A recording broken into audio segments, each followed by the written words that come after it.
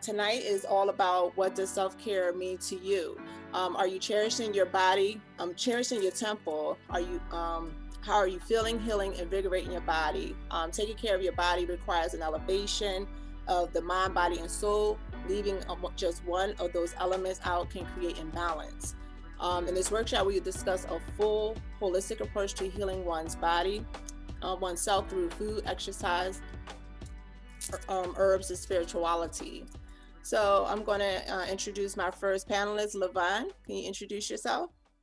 Hi, good evening, everyone, and welcome. My name is Vonne Weaver, and I am the founder of Live Vibrantly.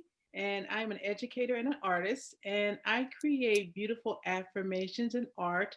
And everything is designed to help you keep your mind and your body and everything elevated. So, what I do is I teach. I work with teachers and students, and I help them really just shape their thoughts and give them practical tips every day to help them navigate their day successfully. Thank you so much. And our next lovely panelist, Debelis. Hello, everyone. I'm Dave Lise Ramirez. I'm a mental health professional. I provide psychotherapy. I've been treating depression and anxiety for about 5 years, and I'm also a self care coach. So I'm looking forward to sharing with everyone how I learned about self care because I had my own personal experience where I got really sick, and that forced me to look a lot into self care. And here I am being a self care coach. Awesome, amazing. Thank you. And next we have Manifest Ra. Introduce yourself. Greetings and good evening, everyone. And I'm really inspired by the other panelists. They're doing such great work. Again, my name is Manifest Ra. I have a real life story that fits in with self care. I didn't come to it, reading anything. It was personal experience. About 20 years ago, I found myself as a motivational speaker always believing you don't sleep. Everything goes up. You got to be motivated. And I found myself always imbalanced, not getting enough sleep, bad habits coming out. When the body is not balanced, we reach for something to hold us up. Food, which is the easiest one, you can get that anywhere. Smoking, recreational drugs, and things of that nature. So I knew I needed to make a change. I did. I found my first mindfulness and martial arts instructor, and my life slowly began to change. Also, real quick, after that, I started teaching other people. I am a self care coach, wellness, mindfulness coach, and Kaiser Permanente, United Healthcare, Blue Cross Blue Shield, Care First. Some of the biggest names in health insurance all contract me to do self care and mindfulness stress reduction presentations for the workers in government agencies and corporations. So I'm just happy to be here. We all need self care. To me, self care simply means taking care of self, putting yourself first. So I'm happy to be here. Thank you so much, Manifest Ra. Mm. So we're going to start with our questions. So Vonne, I'm going to start with you first. What does self-care mean to you? Self care to me, it means the decisions that we make moment by moment that allow us to move through each experience successfully. And those are the choices that we make in how we think, how we act, and how we speak. And to me, self care is not a one time thing, it's something that we do really moment by moment for ourselves. And I believe that the better that we take care of ourselves, the more that we can do for other people. Because until we take care of ourselves, we're no good for anyone else. So when we have ourselves in that right space, that right mind, we are so much better. We have so much more that we can do, that we can give, and that we can share. But for me, self care is really, it's moment by moment. It's not a one stop, but it's what I think every day. It's the words that I speak. It's how I behave. And it's being aware of everything that's going on around me. Thank you so much. And I just want to just let all of the attendees know during the course of our session, if you have any questions, there is a Q&A box. If you have any questions for the panelists, you can place your questions in the box. Dave Ellis, can you tell us what does self-care mean to you? Yes. So self-care means to me paying attention to my own individual needs and see what do I need to do to make myself feel better. When I was in graduate school, I got really sick. I was getting my master's in 1 year since I was in an advanced standing program. I wasn't eating, I wasn't sleeping, I wasn't getting um what I needed, to take care of myself. I was just really just running from school to the library, from school to the library. And I kind of lost a sense of myself, of who I am as a person. I was only focusing on achieving my master's so I can, be a therapist. So that's why I really think and believe that self-care is individual. We cannot just follow what everyone else is doing because it's not going to work. So I truly believe in being in tune with yourself. See what do you individually need so you can sue yourself. So that's how my self-care journey started with myself, because we need to be in tune with everything that is around us. What are our triggers? What's making me feel this way? Why I'm reacting this way? Because everything is a learned behavior. Everything comes from somewhere. So I had to start with the self. So for me, self-care is very individual, it's very personal. It's getting down to those dark moments in your life that you might not want to address. But guess what? That needs to be addressed, whether you do it with yourself or you find a therapist. So I'm very, self-care is another way of therapy, is another way of really practicing mindfulness and being there for yourself. And also, when you are better, then you can be a better support to others. So I think it's a win-win situation. When you take care of yourself, you're going to be able to do everything else that you need to do and even more. Thank you. Yes, I totally agree. That's very true. Manifest Rye, what does self-care mean to you? As I said just a few minutes ago, taking care of self. Also, the best approach is to, instead of burn the candle at both ends, and my mother and I are very close, and I know I've observed the process of a mother, taking care of everybody else, and I know that's what some of you all have gone through as well. She came from a family of 10, so she had 9 other siblings. And so she, in her adult years, up until recently, she's trying to take care of everybody else, and didn't find her way back to self. So we have, first and foremost, we need to make a commitment that I'm gonna put myself first. Because if we don't, to be willy nilly, we'll say, okay, I'm gonna do it today, do it tomorrow. Before the end of the week, we're back to where we started. So to me, everything starts with a firm commitment. My life has to change moving forward. And so when you think about self care, what your needs were in 2019 may not be your needs in 2020. So it's an ever evolving, updated situation. So, for example, one of you beautiful women had one child, a boy, last year in 2019, and now you just had a girl in 2020.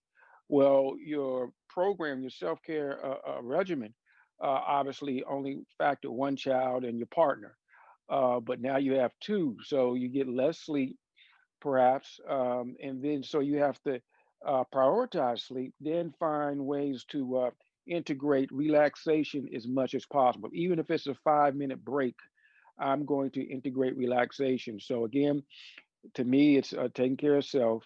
It's making a commitment to put self first, and then it's buying for whatever evolving situation is going to change moment to moment.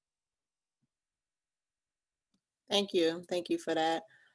Dave Ellis, next question. How does your practice heal your body, heal the body? Just didn't realize I was on mute. But yes, the way that my practice, so what I did when I was in graduate school, so I spent my entire year there doing research on self-care. A lot of the self-care models that I found online during my research was saying going away and take a break and go on vacation. And that was really unrealistic as a woman of color, as a low income. I couldn't just get up and go on vacation and take care of my body there. So that's why I really focused on really seeing what I needed to do for myself, for my body as a temple. And I ended up in the hospital with a normal heartbeat. I was barely eating. Was having really bad acid reflux. I couldn't even drink water because I would throw up in the morning. That's how bad it was. And I will go to the doctors and they'll tell me everything is fine. I'll get endoscopy and all of this other medical appointments, and they said that things were fine. All my tests were coming back normal, and I was like, how can I be medically fine but I don't feel well? So that's why I started paying more attention of what I was putting into my body, what I was doing, what I was eating, how I was spending my time. Instead of spending 10 hours studying, I need to spend 6 hours and four and divide those hours. So I really focus on creating an individualized self-care model, because since everybody's individual, we need to see what are we doing? What are we doing that is making us feel this way? What are we doing to put us in that position that we're in? So going back to the self, I really had to like check myself and see what I was not doing. I have 12 hours a day. How come I'm not eating? How come I'm not sleeping? How come I'm not checking in with what I really need to do? So for me, it was creating that individualized self care model that helped me see myself on a piece of paper. It really helped me see, wow, everything that I was thinking, I really wasn't putting it into practice because I was just focused on one thing. So the way that my practice in general just help you is really look at different areas of your life of where you're feeling good, you need to keep doing that, and what other areas of your life you're not doing so well that is making you feel some type of way. So that's what I do in my private practice. I have a self-care consulting practice where people come to me and tell me what is going on, and then we create an individualized self-care plan according to the lifestyle. So that's how I was able to heal myself, just really look at what I was doing, because a lot of the times we are our worst enemy. Our mind is our biggest critic. So I really had to be in tune with myself and see what I was doing, because we engage in a lot of self-harming activities that we don't even know. For me, I was going to school to get my master's, and I was really just going down the wrong path by not eating, and I ended up in the hospital. So Thank you for that. Levon, how does your practice heal the body? My practice, live vibrantly. One of the things that I really become in tune with is the power of words and the power of our thoughts. And really, when I started Live Vibrantly almost 3 years ago, it really was not my vision. I went through a really, I'll just say, a life changing experience. And that life changing experience really caused me to look at myself and really to question, who am I? And, and how do I show up in this world? And am I defining myself, or am I allowing someone else to define me? So when I think about Live Vibrantly and how my practice helps me, really the focus is really number one on breathing, taking that simple breath. Because one of the things that I say every day is that every moment of your life is valuable. And if you forget that, I always say, take a breath. That's a blessing. That's a miracle right there.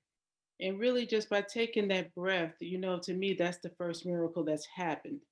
And then one of the things that I do when I work with my teachers and I work with children, I teach them the power of their words and their thoughts, and to always be mindful of what you're speaking and what you're thinking about your life.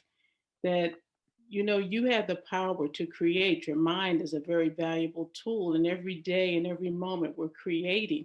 So really teaching people, and just even myself, that every moment, that what am I creating? Am I walking in what I believe? Am I creating what I believe? So that's really what I do. And I believe in the power of using affirmations, that we speak what we want into existence. It's not like speak that you have the power to change how you show up, how you want to be. So that's really where I work, and that's really how my practice really helps, and it shapes me. And it also affects how I show up in the world, because when I believe that I am worthy, that every person that I meet, I feel the same way about them as well. That's amazing. Thank you. Yes, words are very powerful. You're so right about that. Manifest, right? Could you let us know how your practice heals the body? Sure. As a practitioner of Chinese medicine and the martial arts and the mindful arts, I've had an opportunity to learn in a unique way about the body. We have 20 to 70 trillion cells in the body. Most people don't know that. They would say, I think we got a million, as I ask people in an auditorium, about a billion and a half. So when I say 20 to 70 trillion cells, which has been scientifically proven, that's a lot of what's going on with people because our cellular network, the real cellular network, oftentimes determines our well-being. So if we're consistently thinking, I'm worn down, I'm depressed, I'm not having a good day, uh, and I'm not a doctor, but that according to research that I've read, that negatively impacts the cells. And so when people get cancer, it's because you got free radicals actually contributing negatively to all the other cells, if you will. So that's one of the very important ways I help people tune into their cellular network, their unique cellular network. Also, the vital organs determine to a great extent the body and the well being. In Chinese medicine, the lungs deal with uh, depression. So oftentimes you'll see people with depression issues. They'll take a very short inhale and take a long exhale. So life force is leaving the lungs. The kidneys, same way they deal with water, and also they have a very formidable connection to the body as well. The wood, which is connected to the liver. During the springtime, it's very important to cleanse the liver. That's why a lot of people do a liver cleanse because liver deals with anger. So whatever anger, resentment, holding on to the past, we need to have a cleansing regimen of mind, body, and spirit, often juices, those kind of things, to release. We need to do that every day, if you will, but obviously during the spring equinox. And then the summer deals with the heart. The heart deals with excitement, a will to live. And on the flip side of that, it deals with not feeling worthy, if you will, just not feeling worthy to be here. And then the earth element, which is late summer, deals with the spleen. The spleen is tremendously important. It absorbs the nutrients in the food. It helps the digestive process. So you can only imagine how the vital organs, the vital organs are connected to all the meridians in the body, all the acupuncture points in the body, and the meridians are like rivers that go through the body. That create the energy flow or lack of energy flow. There's two reasons that people get sick in Chinese medicine. One is deficiency, and the other is what's the other one? Okay, just what whatever. The other one is overworking, if you will, not having enough energy chi there. So overworking simply means overworking, and not having enough. I mean, being deficient in the energy is a need for more rest. So between the cellular, I teach people the cellular technology of their own network and also the importance of the vital organs and how they either weaken the body or significantly strengthen the body. Thank you for that. Mm. So our next question, start with you, Lavon. What are the first steps you can take to implement these practices? Share any free, low cost tools or resources to the attendees to assist them to help utilize these tools. I say the first step to self care, and one of the things that I do is real simple. I just say, make a commitment each day, even if it's just 10, 15 minutes that you have that you want to set aside in the morning. And, you can get a journal or some note cards, and, you can even just start writing your affirmations. Practices that I started and I was writing about today is I started doing something called notes to self. So every morning I've been getting up and I've been writing a positive note to myself because we've had so much negative news. So every morning I get up and I write an inspirational note and I say, Dear Levon, today this is what we're going to do. And I take that note to self with me everywhere I go. So that's one of the things that I do. So that's one way to get started, just setting aside just maybe 15, 20 minutes, doing some breathing, getting a journal. And even if you just want to start with a simple affirmation, it's just, I am. That's very, very important. And some low cost tools that I have, if you want to go to my website, I have a thought catcher, which helps you like reframe your thoughts. If you have a unproductive thought where you can just work out your thought and reframe it. I also have list of free affirmations, but that's a good place to start. Just setting aside the time, making a daily commitment each day. Thank you for that. Those are very, very helpful tools. Thank you so much. Debellis? Well, yeah, so some of the things that I think people can do, just briefly, sometimes when we think about self-care, we think about a lot of the things like I mentioned. And when I was doing my research, a lot of the self-care might have said, go away, take a break and go on a trip.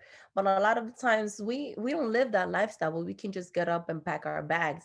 So my understanding of self-care is doing little things that make us happy, whether that is getting your nails done, doing your eyebrows, getting your lashes done, doing your, it's just little things that you can do, for a moment, little things that you can do to make you feel better. Sometimes doing little things like that, if I'm having a bad day and I need to go get my nails done, my friends know my nails are like my babies. And I always, if I'm having a bad day, I can honestly go get a manicure and I feel better. I know COVID, there are certain things that you can't do anymore, but I want really people to think of self-care back to the self. What are some of the things that you enjoy doing? What are some of the things that you might want to do that you didn't have the time to do before, but now you do because you might be working from home, or maybe you have more responsibilities because you're being at home. So again, it's going back to the individual you. What makes you happy? What do you like to do? And adjusting your daily lifestyle for you to be able to incorporate those things into your life. Going on a walk, people will be surprised how refreshing it might be to go on a walk. I know with the pandemic, things are a little bit different, but maybe you can look at the different in your area. I'm not sure which neighborhood people are, but trying to step outside, get a little bit of air before it gets too cold. And I want to go back to the part about what are we doing that is making us feel good or not making us feel so good. So it's doing like a body scan. Even something that people do during mindfulness and meditation, if someone feels comfortable with mindfulness, you can start your day with a mindfulness practice before you get out of bed. Just have a moment to do an affirmation. Today is going to be a great day. For example, I believe I'm more of a spiritual person. I believe in a higher power. So I like to say, thank you, Lord, for another day. And my affirmation is, I hope today is better than yesterday. It doesn't matter if yesterday I had a wonderful day or if I feel like crap when I woke up. But my intention for the day is for my day to be better than yesterday. So self-care is just such a universal term for you to do what you need to do for yourself at the moment. There's a lot of apps that you can download, coloring apps that can really help you, because when we're color, we're actually strengthen the front part of our brain, because it helps you with concentrations. That's why I usually say back in the days, but many years ago when people were doing research about mindfulness, some people think that you need to sit like this, like a monk. No, that's a form of mindfulness meditation, but it can really help you because you are using both side of your brains. Your left side that is have to do a little bit more with the logic, and your right side has to do more of your creations and your feelings. So when you engage in mindfulness and writing, journaling can be really healing, because you're writing your story. Nobody's telling you how to write it. You're really just releasing all of that tension that you have in you. So, it's just really difficult to say one thing to do because everyone is individual. That's why I say it's really important for you to be in tune with yourself and see what can you do, what can you afford to do so you can treat yourself, what can you not afford to do, and look for free things that you can do in the community or in your home For example, I created a self-care line product, a body scrub and a face scrub and a lip scrub. And I did that for myself because I wanted to do something more holistic. And then it turns out that the product is amazing. And now I have it, as a business. But that's something I was exploring during my own self-care time. And even finding your own passion, arts and craft, drawing, painting, there's so many things that you can do, but it's going back to the self. What are your interests and what are the things that brings you joy? Because when we are engaging and activities that we're experiencing joy, we are releasing those happy chemicals such as serotonin and dopamine. That when you are depressed, you have lower level of serotonin and dopamine. But when you're engaging in happy activities, we're laughing and things like that, you're actually recreating that chemical that you might be lacking in your body. So I just encourage people to really do activities that bring you joy, because that's going to increase the serotonin and dopamine level, and it's going to help you with your depression and your anxiety overall. And I also have a PDF version of the self care model that I use with my clients. So if anyone, I know someone asked in the chat, how can you do any activities? I actually created a self care indoors for people to get little tips on what they can do during this time. Thank you so much for that, Debela. That was very amazing. That was very helpful tools. Manifest Ra? Sure, and I want to thank Dr. DeBellis for great insight and strategy she shared, as well as Lavon for art therapy and affirmations. Whenever I've done art therapy, it's just been like the best. And I thought I was the worst painter until I painted something a couple of times. So, my uniqueness, my spirit through me came out. So I do want to affirm that those great strategies are very much on point. With me, I have a whole regimen, and everybody has to choose their own regimen. They have to try them out. Gratitude journal, taking some deep breaths. I don't leave the house unless I've said prayer, my creator, ancestors, and the Orisha, uh, until I've had a spiritual bath or shower, till I've also even Palo Santo, which is very similar to sage, actually purified my mind, body, and spirit in that regard. And of course, I eat as healthy as possible, all before I leave out. Now, it's maybe 9 out of 10. I mean, one time that doesn't happen exactly like that, and I do my best as I'm on the move. But as others have said here, you got to find out what works for you. And I really suggest that you try a number of things. And even in recent studies, it says 7 out of 10 Americans wish they could be doing something else as opposed to the current job. Obviously, COVID has kind of helped that even more. But there's a lot of people out there getting sick and tired because they don't want or they don't need to be where they are. They have not made the leap or the sacrifice or the commitment to do what they know their heart is ready for. And so, finding your purpose is very important. I remember around 6 years old, 27. People thought I was nuts at my job because I was making good money. But I said first of all, I looked at the savings account or the 401 account. I said, I got a little cushion here. But still, I went on and jumped out of there and started promoting uh, festivals and health seminars, and also becoming a evolving master, if you will, in mindfulness and many other practices. And one more thing, and I get out of the way. Recently, I had an issue myself with self care, and I think we have to be transparent when I actually bring that out to the workshop I'm presenting, because I can look at everybody in that audience and tell who's where. You know what I mean? What the issue is without even saying anything. And oftentimes I'll ask for the email to follow up with them because I've probably been most of those things where they are right now.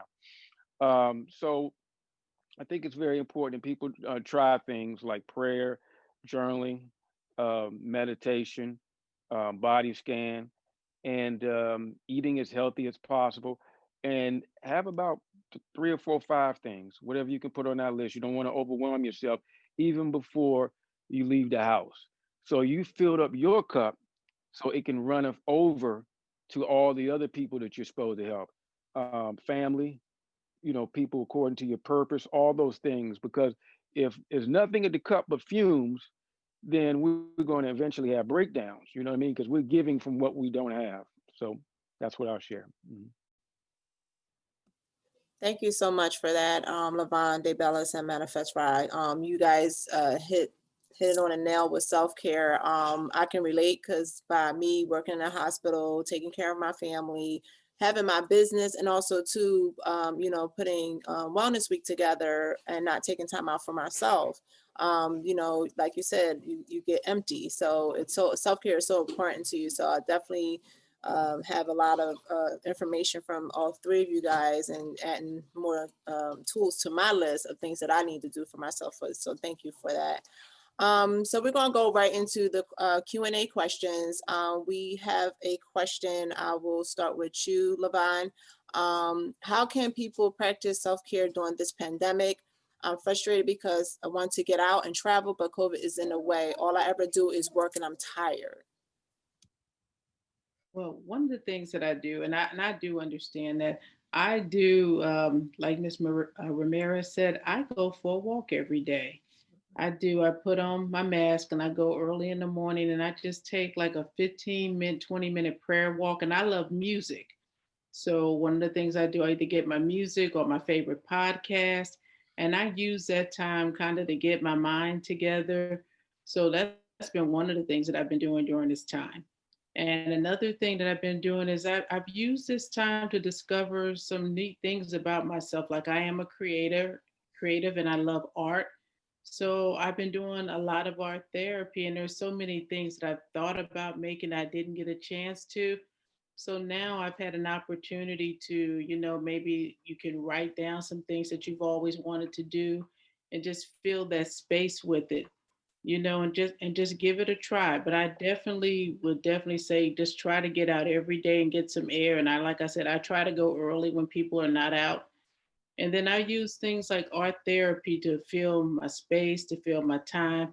And any new idea, what I've been doing is I keep a journal of new ideas. Even if I don't get to them, I write them down. And then when I get a little bored or antsy, I go and I say, hey, God, what didn't I try today? And I'll say, oh, you said you were going to make angels. Let's try this angel. And that kind of keeps me excited because I said I always got something new when I go look in my journal of good ideas. So that helps me out a lot.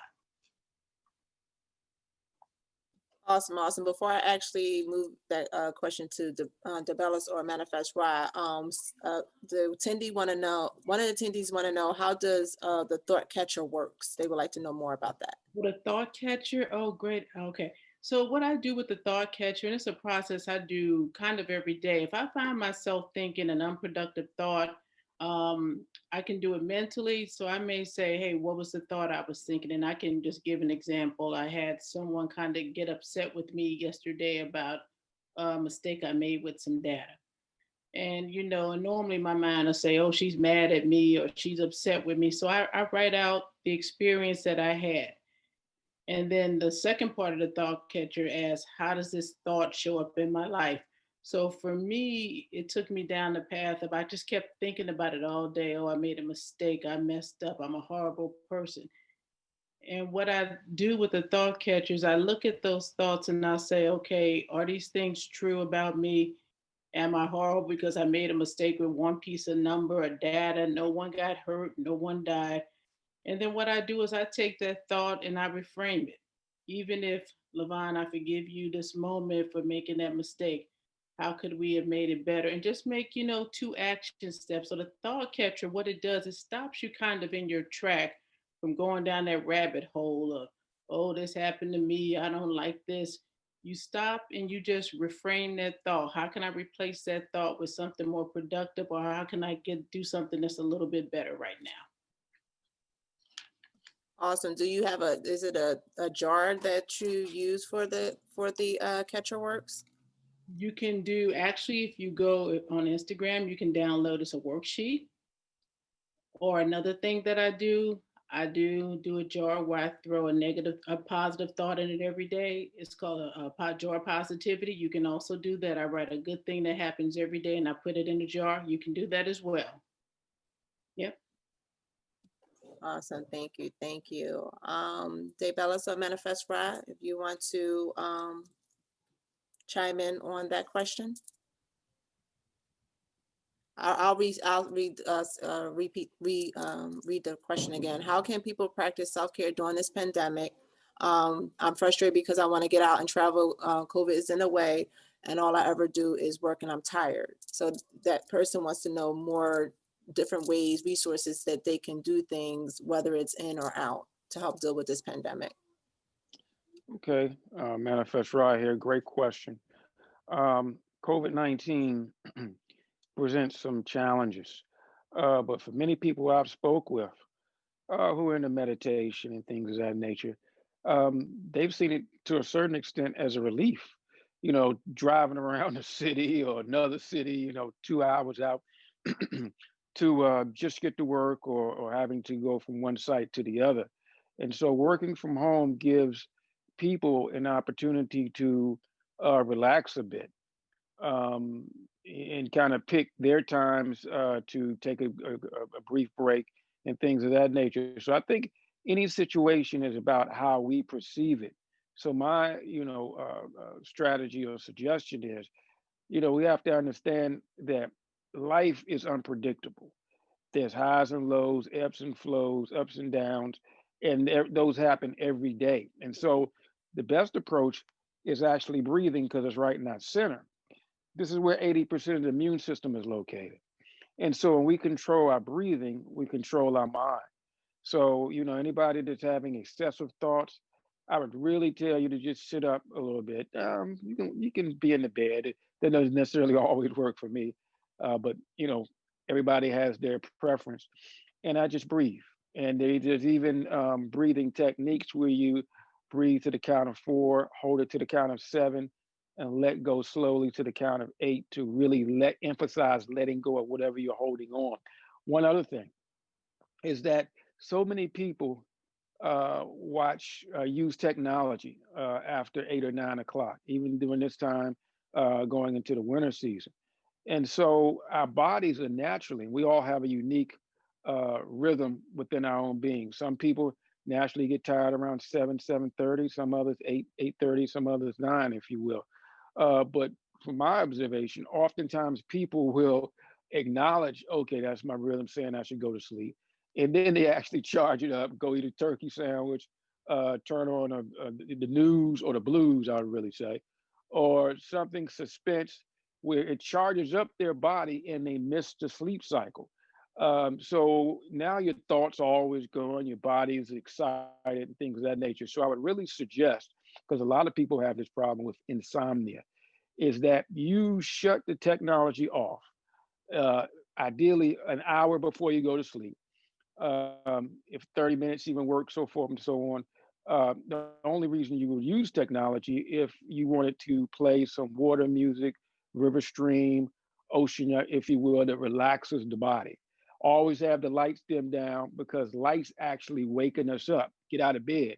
So oftentimes people will have lights full on going on 9, 10 o'clock. So you want to dim the lights down as much as possible because that naturally puts us in that sleep state, and then also play some relaxation music, but only to the extent that you feel relaxed, and then shut all technology off. No blues, no text message, no social media. Let it all go, and that will do wonders with your thought process. Awesome. Thank you for that. Um, are there any more questions from our attendees that you would like the panelists to answer?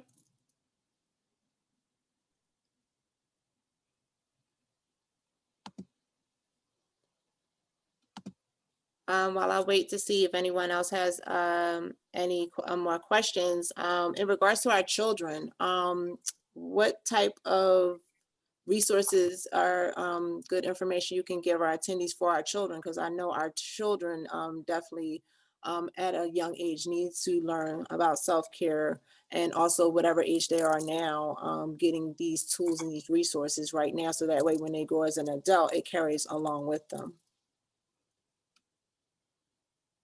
I can I can chime in. Okay. One of the things that I do, like I use the positivity jar for myself, I actually teach the students to keep a positivity jar. And I ask them to just try to find one good thing a day and place it in the jar. And what I tell them at the end of the week is I ask them to count up their wins. And I say, I bet your wins will outweigh your losses. And they'll look at me and say, you know, Miss Weaver, I had about 20 wins. And I said, see, you learned, or I tell them, put something new in it that you learn every day. So I start teaching them strategies, just small things that's simple, a little jar, a little box, a little strip of paper that they can start looking for good. And what you find is that they'll start looking for stuff to celebrate. Anything, I did the dishes, I did my math problems. So you can just start teaching children at a young age to celebrate those things. And another thing is that I do affirmations for children. So even with my students, I'll say, pick your affirmation for the day. And I know we're not in the schools, but when I was in the building, I would say, stick it in your pocket. And I need you to walk around. And if you have a moment and you forget, something happens, take that out and read it. And if it's, I am great, I can move past this. So just small things like that, just teaching children to get up in the morning. If you pick out your affirmation, mom or dad, you can let the kid. Let's all pick out an affirmation together.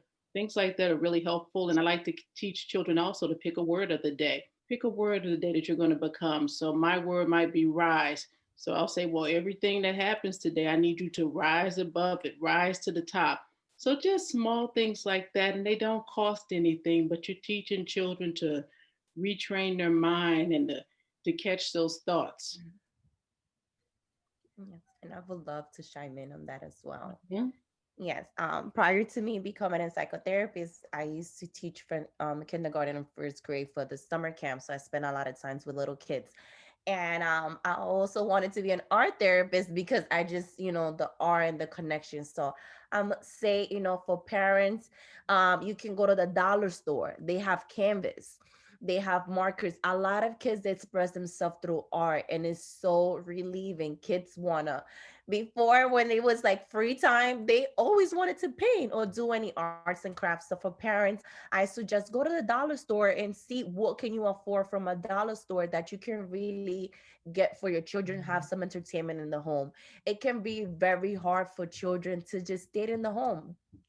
Imagine it's hard for us as adults, and we have a lot of experience, and we should, not should know, but some of us know our coping skills and stuff like that. Imagine a kid who doesn't understand what's going on. So I think we need to start there with educating our children with what is happening. A lot of the times parents feel like it's a taboo to talk to kids about certain things. If you don't talk to them about it, they still thinking about it. So the fact that you as a parent get to ask them, what do you know about the coronavirus? How do you feel about this? Even little kids will tell you, my nephew, he just he was so upset, about the virus. He's like, I want this virus to go away because no one is coming to visit me. And for him to understand that is nothing wrong with him that people are not coming to visit him is because a pandemic is going on. They don't even know what's a pandemic. You can make little examples. You know your children better than anybody. You know what they like, you know what they don't like. So you can start looking at things that they like to do and see how you can do that virtually. There's or do it in the home or outside in a safe way. There's a lot of different programs who are offering services for free. Like, for example, Headspace is a wonderful app for children and adults to do mindfulness meditation, and it gives you little prompts of things that you can do. So that's another suggestion. And I think also love language. How are we expressing our love to our children during this most difficult time? And we have to be very mindful of the words that we're using when we are in the home, because I know it can be very frustrating to be in the house with your children all the time and seeing all the stuff that they do. It can really take a toll on you as a parent, and that might make you question your ability as a parent. Am I being good enough, or am I doing enough? So you can have a moment with your children and see what are the words that you're using when you are frustrated with them, because as Lavon said, affirmation, sometimes our words are the biggest thing that we can give to our children. And just little things that, how are you doing today? I know, and now I work at a high school, and there's some kids that their parents don't even ask them, how was your day? How are you doing? how can I support you today? Even if you can help them with their homework, them just knowing that you asked is such a big thing. I have kids that have told me my mom haven't even checked my notebook since I was in kindergarten. So it's a lot of things that they take with them that you might think is something so simple. You being a great parent, bringing them to school, but you didn't even ask them how was your school day. So I just really want to encourage people to be mindful and also to be intentional with the words that they're using with your children and with your partners or with the people around you, because sometimes that's all we have is our own space and our own in our words. Because being in a room, I know there is families, being in a room when there is a bunch of people, all you have is the love that you can give to each other. So this is a really difficult time and also a good time to build a stronger relationship with the people around you. You don't have a good relationship with your child, explore why. Because there's always a reason of why a child is behaving a certain way. So I know this is a little bit different, but I just really want people to really be in tune with how are we carrying ourselves verbally, because right now when we're in a room, there's nothing else that we can do but to communicate with others. So spending a lot of times together can really take a big toll on all of us. So yeah. Thank you so Right. much, Levon and DeBellis. That was amazing.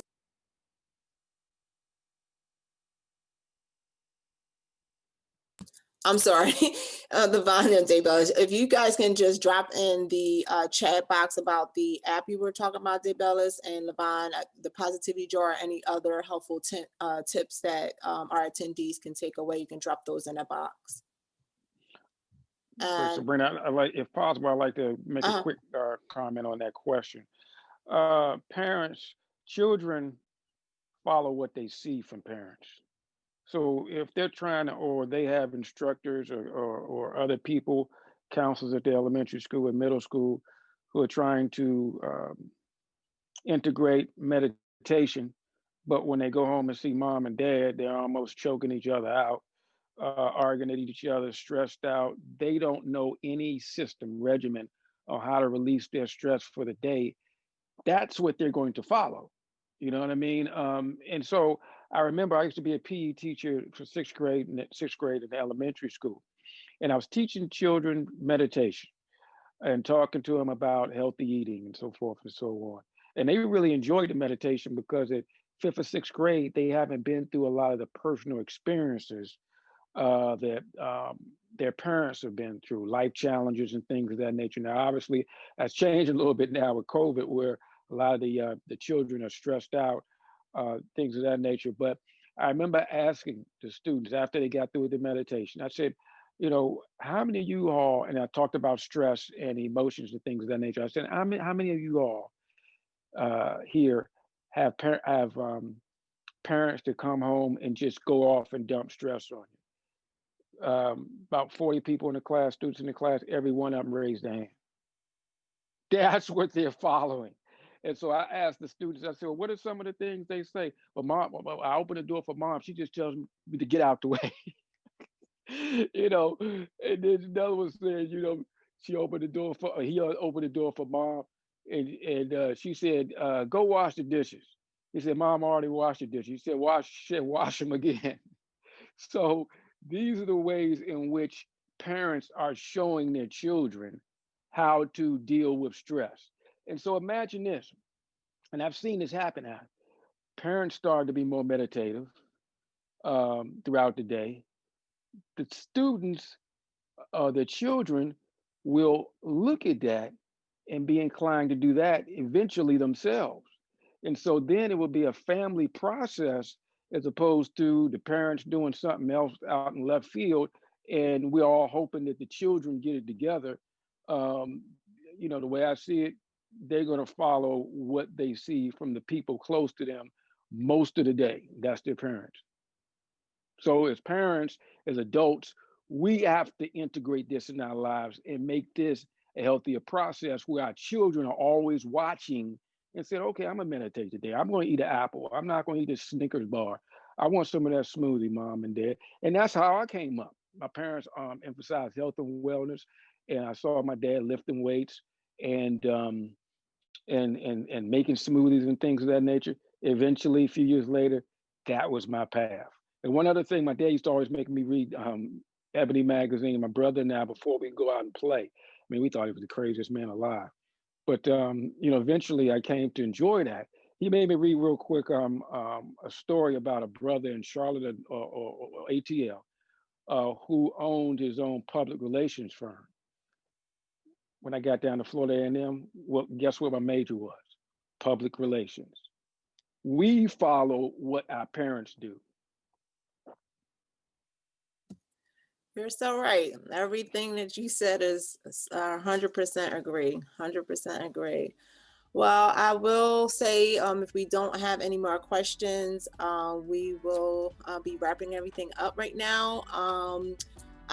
This was amazing, powerful. Again, second night, powerful workshop. Lavonne, DeBellis, and Manifest Rye. I appreciate you guys so much. I am so grateful for you guys coming on tonight, teaching our panelists, teaching our attendees what does self-care mean to you. I hope everyone took away a lot of information tonight on everything you guys were educating us on. If you guys can please drop your @handle or your contact information on how all the attendees can connect with you after this workshop, that would be great.